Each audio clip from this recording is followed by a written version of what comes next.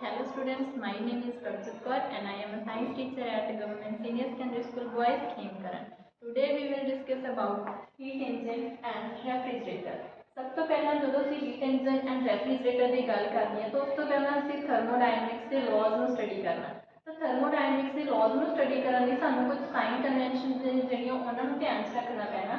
ਕਿਹੜੀਆਂ sign conventions ਅਸੀਂ thermodynamics laws ਦੇ ਲਈ ਸਟੱਡੀ ਕਰਨੀਆਂ ਨੇ। ਪਹਿਲੀ ਹੈ ਜਿੱਦਾਂ ਕਿ ਸਾਡੇ ਕੋਲ work done by a system is taken as positive while the work done on a system is taken to be negative.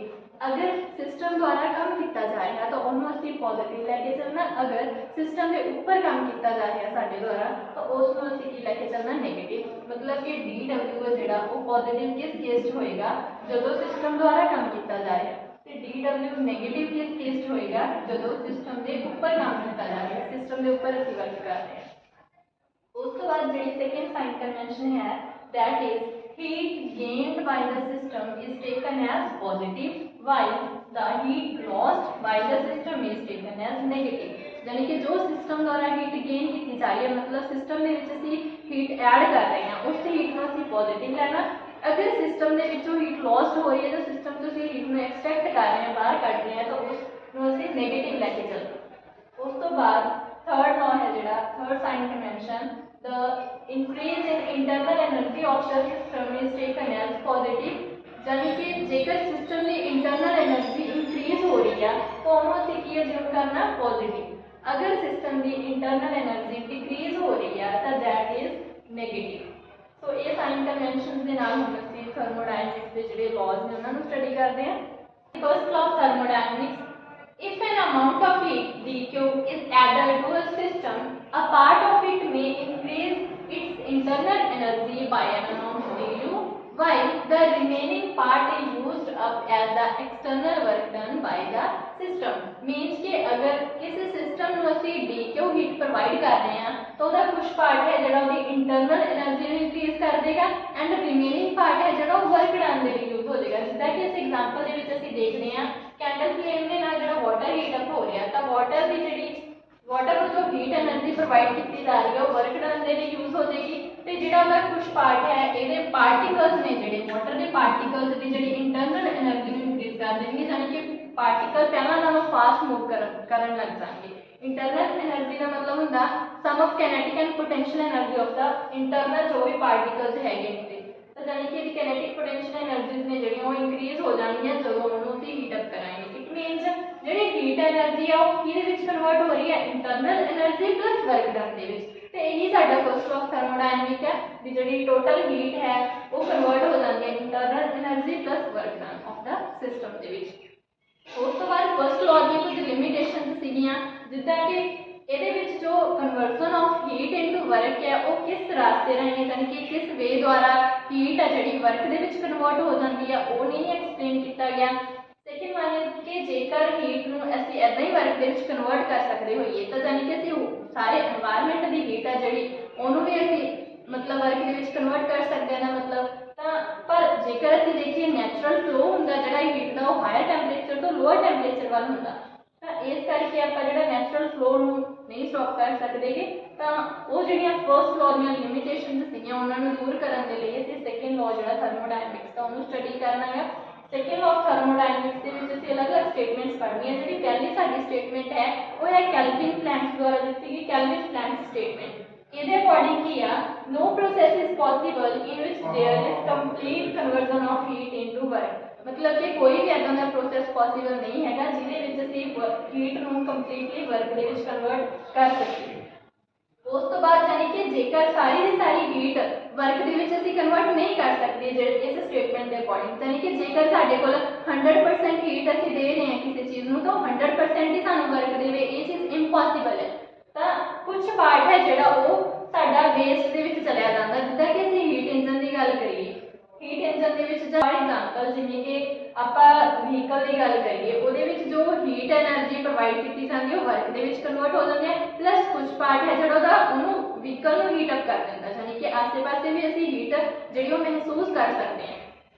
तो यदा मतलब कि कोई भी असी ऐसा का प्रोसैस नहीं है पॉसिबल जिहदे विच 100% हीट है जी वर्क के कन्वर्ट की जा सके। ਜਿੱਦਾਂ ਕਿ ਹੀਟ ਇੰਜਨ ਦੇ ਕੇਸ ਹੁੰਦਾ, ਹੀਟ ਇੰਜਨ ਦੇ ਵਿੱਚ ਜੋ ਸੋਰਸ ਹੈ ਉਹਦੇ ਤੋਂ ਵਰਕਿੰਗ ਸਬਸਟੈਂਸ ਹੀਟ ਲੈ ਕੇ ਕੁਝ ਹੀਟ ਹੈ ਜਿਹੜੀ ਉਹ ਟ੍ਰਾਂਸਫਰ ਕਰ ਦਿੰਦਾ to the sink. Same as Clausius statement, Clausius statement ਦੇ ਵਿੱਚ ਕੀ ਆ, it is impossible for a self-acting machine unaided by any external agency to transfer heat from a body at lower temperature to a body at higher temperature। ਹੁਣ ਇਹਦੇ ਵਿੱਚ ਦੇਖੋ ਕੀ ਹੋ ਰਿਹਾ, refrigerator ਦੀ ਗੱਲ ਕੀਤੀ ਹੈ, मतलब कि ਆਪਾਂ ਕੋਈ ਵੀ ਅਗਰ ਸੈਲਫ ਐਕਟਿੰਗ ਮਸ਼ੀਨ ਬਣਾਣੀ ਸਾਡੇ ਲਈ ਇੰਪੋਸੀਬਲ ਹੈ ਜਿਹਦੇ ਵਿੱਚ ਸਾਨੂੰ ਐਕਸਟਰਨਲ ਏਜੰਸੀ ਦੀ ਯੂਜ਼ ਨਾ ਕਰਨਾ ਪਵੇ, ਤਾਂ ਜਾਣੀ ਕਿ ਅਸੀਂ ਕੋਈ ਵੀ ਇਦਾਂ ਦੀ ਮਸ਼ੀਨ ਨਹੀਂ ਬਣਾ ਸਕਦੇ ਜਿਹਦੇ ਵਿੱਚ ਲੋਅਰ ਟੈਂਪਰੇਚਰ ਤੋਂ ਹਾਇਰ ਟੈਂਪਰੇਚਰ ਵੱਲ ਅਸੀਂ ਹੀਟ ਨੂੰ ਟ੍ਰਾਂਸਫਰ ਕਰ ਸਕਦੇ ਹੋਈਏ, ਕਿਉਂਕਿ ਰੈਫ੍ਰਿਜਰੇਟਰ ਦੇ ਵਿੱਚ ਵੀ ਸਾਨੂੰ ਐਕਸਟਰਨਲ ਸੋਰਸ ਹੈ ਜਿਹੜੀ ਇਲੈਕਟ੍ਰਿਸਿਟੀ ਉਹਨੂੰ ਦੇਣੀ ਪੈਂਦੀ ਹੈ ਤਾਂ ਕਿ ਅਸੀਂ ਲੋਅਰ ਟੈਂਪਰੇਚਰ ਤੋਂ ਹਾਇਰ ਟੈਂਪਰੇਚਰ ਦੇ ਵਿੱਚ ਹੀਟ ਨੂੰ ਟ੍ਰਾਂਸਫਰ ਕਰ ਸਕੀਏ। ਤਾਂ ਇਹ ਜਿਹੜੀਆਂ ਦੋਨੋਂ ਸਟੇਟਮੈਂਟਸ ਨੇ ਦੋਨੋਂ ਸਿਮਿਲਰ ਨੇ ਆਲਮੋਸਟ, ਇਹਨਾਂ ਦੋਨਾਂ ਦੇ ਵਿੱਚ ਅਸੀਂ ਇਹ ਗੱਲ ਕੀਤੀ ਹੈ ਵੀ ਜਿਹੜਾ ਹੀਟ ਦਾ ਫਲੋ ਹੈ ਉਹ ਨੈਚੁਰਲ ਹੋਏਗਾ, ਹਾਇਰ ਟੈਂਪਰੇਚਰ ਤੋਂ ਲੋਅਰ ਟੈਂਪਰੇਚਰ ਹੋਏਗਾ, ਨਾ ਕਿ ਲੋਅਰ ਟੂ ਹਾਇਰ ਟੈਂਪਰੇਚਰ ਹੋਏਗਾ। ਸੋ ਇਸ ਤੋਂ ਬਾਅਦ ਅਸੀਂ ਗੱਲ ਕਰਨੀ ਹੈ ਹੁਣ ਹੀਟ ਇੰਜਨ ਐਂਡ ਰੈਫ੍ਰਿਜਰੇਟਰ ਦੀ। ਹਾਂਜੀ, ਹੁਣ ਅਸੀਂ ਸਟੱਡੀ ਕਰਦੇ ਹਾਂ heat engine. A machine that can convert heat into work is said to be a heat engine। मतलब कि वो मशीन ਜਿਹੜੀ ਹੀਟ ਨੂੰ ਵਰਕ ਦੇ ਵਿੱਚ ਕਨਵਰਟ ਕਰ ਸਕਦੀ ਹੋਵੇ ਉਹਨੂੰ ਅਸੀਂ ਹੀਟ ਇੰਜਨ ਕਹਿੰਦੇ ਆ। ਹੀਟ ਇੰਜਨ ਦੇ ਤਿੰਨ ਪਾਰਟ ਨੇ, it has three parts। first one is source of heat and second one is working substance and the last one is sink of heat। ਹੁਣ ਇਹਦੀ ਅਸੀਂ ਸਕੀਮੈਟਿਕ ਡਾਇਗਰਾਮ ਆ ਜਿਹੜੀ ਉਹ ਡਰਾ ਕਰਦੇ ਹਾਂ। ਹੀਟ ਇੰਜਨ ਨੂੰ ਅਸੀਂ ਡਾਇਗਰਾਮ ਤੋਂ ਸਮਝਾਂਗੇ। ਫਰਸਟ ਵਨ ਇਜ਼ ਜਿੱਦਾਂ ਕਿ ਵੀ ਆਪਾਂ ਪੜ੍ਹੇ ਨੇ ਹੁਣੇ ਤਿੰਨ ਪਾਰਟ ਨੇਗੇ। ਪਹਿਲਾ ਹੈ source of heat, source of heat which is at temperature let us suppose T1 and second one is sink of heat which is at temperature T2। source of heat is at temperature T1 and sink of heat is at temperature T2। now this is our working substance। ਜਿੱਦਾਂ ਕਿ ਹੁਣ ਅਸੀਂ ਦੇਖਦੇ ਹਾਂ जो source of heat है ਉਹਦੇ ਤੋਂ ट्रांसफर होनी है ਜਿਹੜੀ ਹੀਟ वर्किंग सबस्टेंस ने जो हीट ਲੈਣੀ ਹੈ, ਤਾਂ सोर्स ऑफ हीट है ਜਿਹੜਾ ਉਹ ਹਾਇਰ ਟੈਂਪਰੇਚਰ ਤੇ ਹੋਏਗਾ ਤੇ sink of heat lower temperature ਤੇ ਹੋਏਗਾ। अगर source of heat higher temperature पे तो ਉਹਨੂੰ ਅਸੀਂ हॉटर बॉडी ਅਸਿਊਮ ਕਰ ਸਕਦੇ ਹਾਂ। This is hotter body and sink of heat is our colder body. ਇਹਨੂੰ ਇੱਕ ਹੋਰ ਨਾਮ ਅਸੀਂ ਕਹਿ ਸਕਦੇ ਹਾਂ, this is hot reservoir and this is cold reservoir. ਹੁਣ ਵਰਕਿੰਗ ਦੇ ਵਿੱਚ ਕੀ ਹੁੰਦਾ, जो कोई भी साडा वर्किंग सबस्टेंस है, वर्किंग सबस्टेंस में भी सॉलिड, लिक्विड और gas. It can be solid, liquid और अ गैस। मींस के वर्किंग सबस्टेंस साडा सॉलिड भी हो सकता है, लिक्विड भी हो सकता है एंड गैसियस भी हो सकता है। मेनली ਅਸੀਂ ਜਿਹੜੇ ਆਟੋਮੋਬਾਈਲ ਇੰਜਨਸ ਨੇ ਉਹਨਾਂ ਦੇ ਵਿੱਚ ਪੈਟਰੋਲ, ਡੀਜ਼ਲ, ਸੀਐਨਜੀ ਯੂਜ਼ ਕਰਦੇ ਆ। ਇਹ ਸਾਰੇ ਕੀ ਨੇ ਵਰਕਿੰਗ ਸਬਸਟੈਂਸ ਨੇ। ਉਹਨਾਂ ਦਾ ਕੰਮ ਕੀ ਆ, ਵਹੀਕਲ ਨੂੰ એનર્ਜੀ ਪ੍ਰੋਵਾਈਡ ਕਰਨਾ। ਹੁਣ ਇੱਥੇ ਕੀ ਗੱਲ ਕਰਦੇ ਆ ਅਸੀਂ, ਜੋ वर्किंग सबस्टेंस है फॉर एग्जांपल साडे व्हीकल ਦਾ ਪੈਟਰੋਲ ਇੰਜਨ ਵੀ ਹੈ। जो ਪੈਟਰੋਲ ਇੰਜਨ ਦੀ ਗੱਲ ਕਰੀਏ, ਜੇ ਪੈਟਰੋਲ ਨੇ ਕੀ ਕਰਨਾ, ਸੋਰਸ ਤੋਂ ਹੀਟ ਹੈ ਜਿਹੜੀ ਉਹ ਲੈਣੀ ਆ। Let us suppose working substance है ਜਿਹੜੀ ਉਹ Q1 ਹੀਟ ਲੈ ਰਹੇਗਾ ਤੇ ਕੁਝ ਵਰਕ ਡਨ ਕਰ ਰਿਹਾ ਹੈ। ਵਰਕ ਡਨ ਦੇ ਨਾਲ ਹੀ ਜੋ ਹੀਟ ਹੈ ਕੁਝ ਪਾਰਟ ਹੈ ਜਿਹੜਾ ਹੀਟ ਦਾ ਉਹ ਰਿਜੈਕਟ ਕਰ ਦਿੰਦਾ to the sink of heat. मतलब कि जो साडा वर्किंग सबस्टेंस है वो वर्क डन करता है, कितना वर्क डन कर रहा है, Q1 minus Q2। Because working substance साडा सोर्स तो Q1 हीट लैके कुछ पार्ट है जिहड़ा वो सिंक दे विच रिजेक्ट कर रहा है, दैट इज Q2। तो जिहड़ी हीट दा कितना पार्ट जिहड़ा वर्क डन दे लिए यूज होया, that is work done is equal to Q1 minus Q2। so this is our work done by the working substance।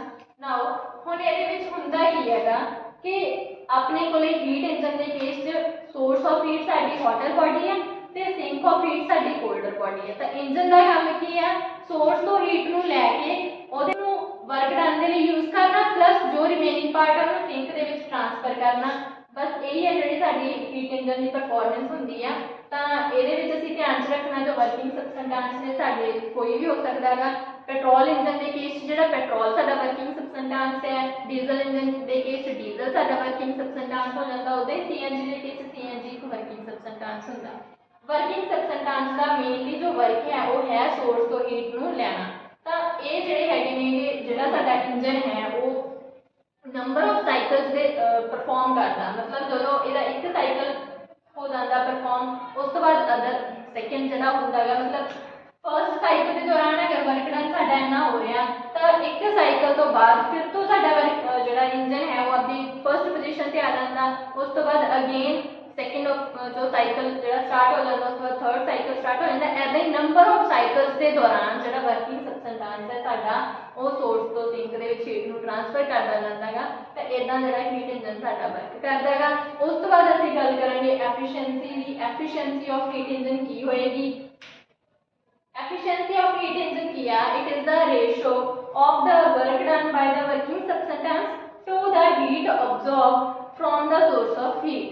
मतलब कि भी साडा जिहड़ा इंजन है वो कितना एफिशिएंट है, सानू पता लगूगा भी वो कितना वर्क डन सानू दे रहा, मतलब कितना वर्क वो कर रहा, कितनी हीट अब्जॉर्ब करके। तो हुण इत्थे देखो, the efficiency of heat engine is denoted by neta। neta is equal to work done upon heat absorbed। Work done की है जो साडे वर्किंग सबस्टेंस ने कीता, that is Q1 Q2 and heat कितनी अब्जॉर्ब कीती है जो कि सोर्स तो कीती गई है, that is Q1। So now the work done is our W upon Q1। here W is what? Q1 Q2 upon Q1। हम दोनों Q1 में से दोनों के नीचे अलग-अलग इंक्रीमेंट है, Q1 upon Q1 Q2 upon Q1। this term should be cancelled। this is equal to 1 Q2 upon Q1। so the efficiency of heat engine is equal to 1 Q2 upon Q1। from this equation we can see efficiency is always less than 1। efficiency of a heat engine is always less than 1। why? because efficiency is equal to 1 Q2 upon Q1।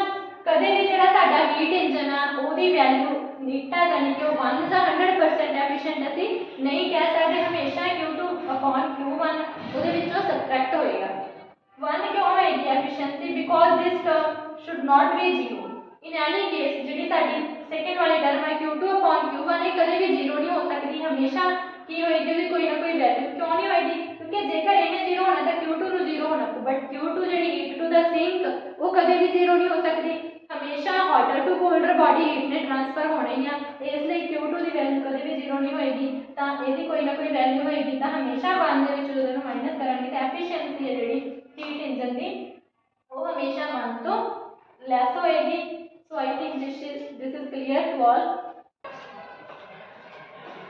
हाँ जी, हम देखते हैं see refrigerator. The device used to maintain the low temperature within required space is called refrigerator।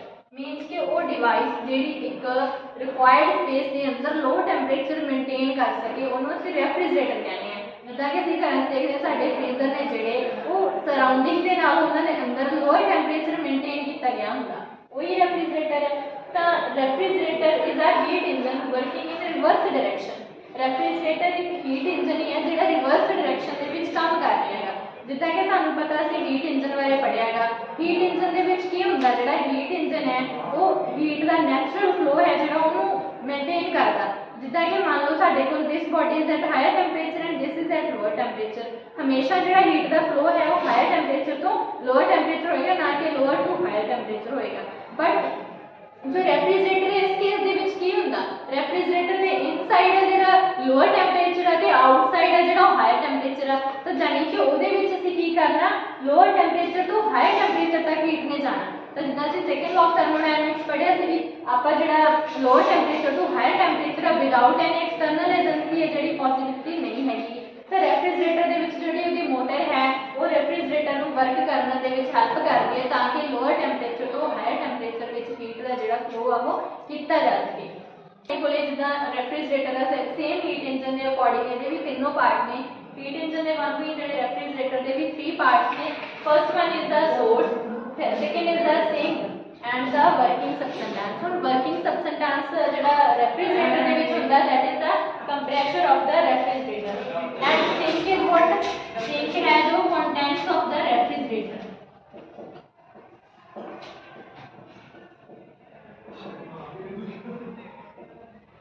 ठीक है, जो contents of refrigerator है ते जिहड़ा वर्किंग सबसटेंस है, वर्किंग सबसटेंस साडा जिहड़ा रेफ्रिजरेटर दा कंप्रेशर हुंदा गा ते सोर्स है जिहड़ा वो साडा एटमोसफेयर हुंदा मेनली।